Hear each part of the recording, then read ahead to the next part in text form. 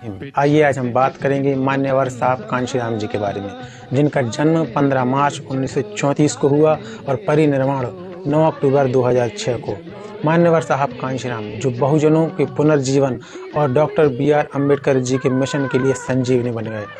मान्यवर साहब कांशीराम जी जिन्होंने BSP बहुजन समाज पार्टी की स्थापना की और देश के मूल निवासियों को राजनीतिक ताकत देकर शासन करने का मार्ग खोला। SC ST OBC जिन्हें 6743 जातियों में बांटा गया है, वो अपने विभाजन पर गुरूर करते हैं। वो कहते हैं मैं फला जाति का हूँ और तुमसे उच्च हूँ। आंखें खोलो, तुम कौन हो पता भी है? तुम देश के मूल निवासी हो।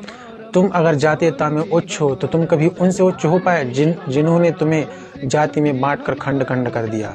साहब कांशीराम जी ने तुम्हारे लिए इसलिए संघर्ष नहीं किया कि तुम उच्च या नीच होकर जियो, तुम सभी समान हो जाओ और एक होकर जियो, इसलिए संघर्ष किया है। साहब कांशीराम जी ने सभी निचली, पिछड़ी और अछूत जातियों के लिए काम किया, जिनमें से 1971 में इनके लक्ष्य का पहला प्रयास दलित शोषित समाज संघर्ष समिति का गठन किया। इसके बाद अखिल भारतीय पिछड़ा और अल्पसंख्यक समुदाय कर्मचारी महासंघ मतलब बामसेप की स्थापना की और फिर 1984 में BSP की स्थापना की, बहुजन समाज पार्टी, जिसका नेतृत्व बहन कुमारी मायावती जी को सौंप दिया, जो कि उनकी शिष्या थी और ये उत्तर प्रदेश की 4 बार मुख्यमंत्री रही और इनके शासन में उत्तर प्रदेश में कई बड़े बदलाव आए। साहब कांशीराम जी एक ऐसे महापुरुष हैं कि इनके पैर छूकर इनका सम्मान करो, बस इतना काफी नहीं।